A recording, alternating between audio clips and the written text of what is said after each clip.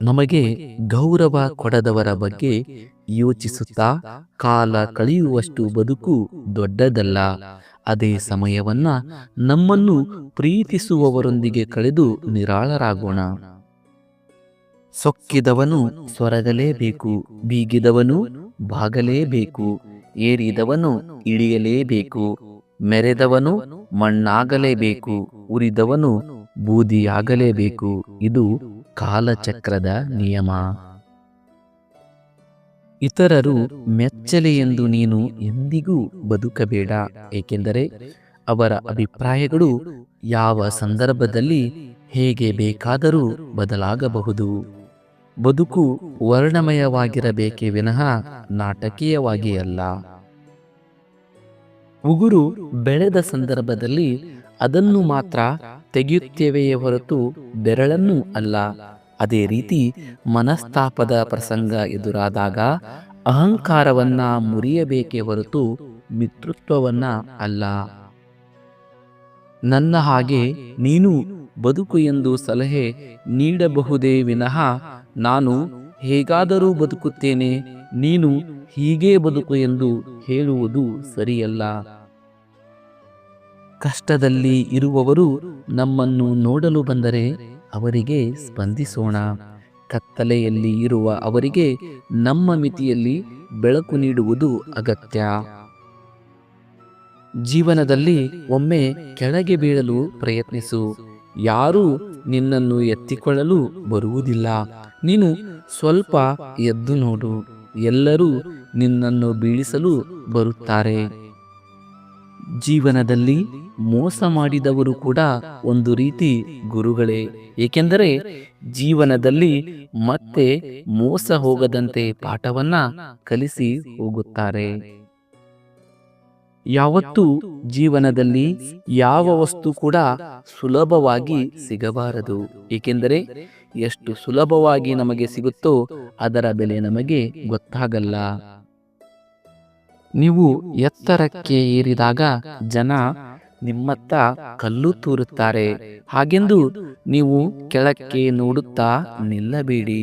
ಬದಲಿಗೆ ಇನ್ನೂ ಎತ್ತರಕ್ಕೇರಿ. ಆಗ ಆ ಕಲ್ಲುಗಳು ನಿಮಗೆ ತಾಗುವುದೇ ಇಲ್ಲ. ಒಬ್ಬ ವ್ಯಕ್ತಿಯ ಜೀವನದಲ್ಲಿ ನಾವು ಎಷ್ಟು ಮುಖ್ಯ ಎಂಬುದನ್ನ ಅವರು ನಮಗೆ ನೀಡುವ ಸಮಯದಿಂದ ನಾವು ನಿರ್ಧರಿಸಬಹುದು.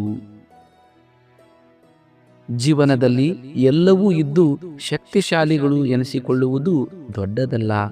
ಎಲ್ಲ ಕಳೆದುಕೊಂಡಾಗಲೂ ತೋರುವ ಧೈರ್ಯವೇ ನಿಜವಾದ ಶಕ್ತಿ.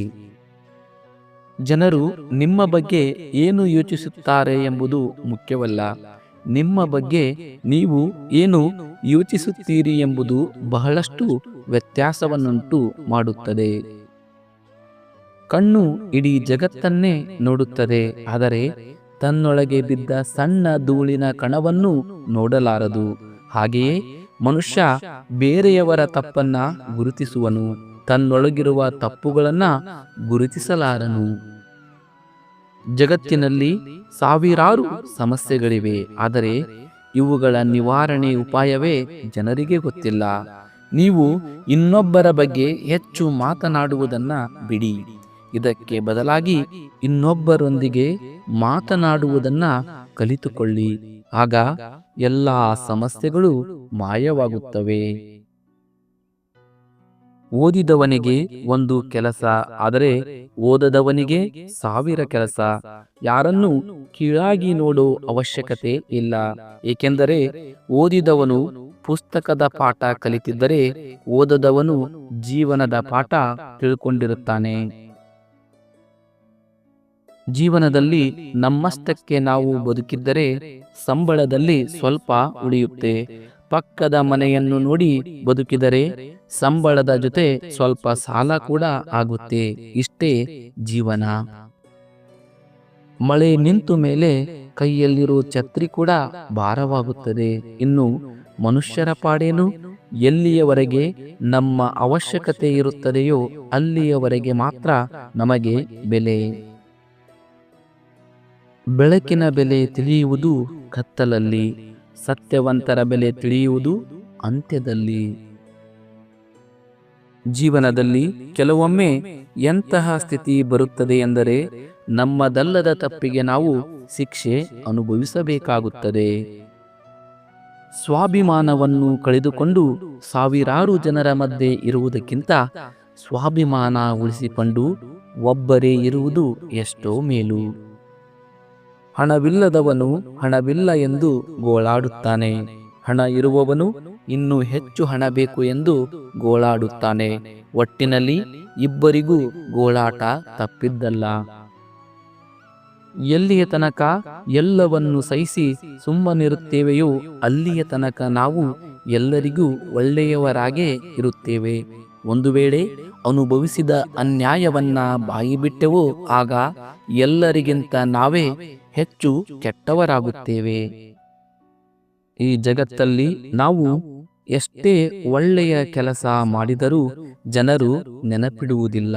ಆದರೆ ನಾವು ಒಂದೇ ಒಂದು ಸಣ್ಣ ತಪ್ಪು ಮಾಡಿದರೆ ಸಾಕು, ಅದನ್ನೇ ಹೀಯಾಳಿಸುವವರು ಈ ಜನಗಳು. ಈ ಹಿತನುಡಿಗಳು ನಿಮಗೆ ಇಷ್ಟವಾಗಿದ್ದರೆ ಈ ವಿಡಿಯೋಕ್ಕೊಂದು ಲೈಕ್ ಕೊಡಿ. ಅದೇ ರೀತಿ ನಮ್ಮ ಚಾನಲ್ ಅನ್ನು ತಪ್ಪದೆ ಸಬ್ಸ್ಕ್ರೈಬ್ ಮಾಡಿಕೊಳ್ಳಿ. ವಿಡಿಯೋವನ್ನ ನೋಡಿದ್ದಕ್ಕಾಗಿ ಧನ್ಯವಾದಗಳು. ಎಲ್ಲರಿಗೂ ಒಳ್ಳೆಯದಾಗಲಿ.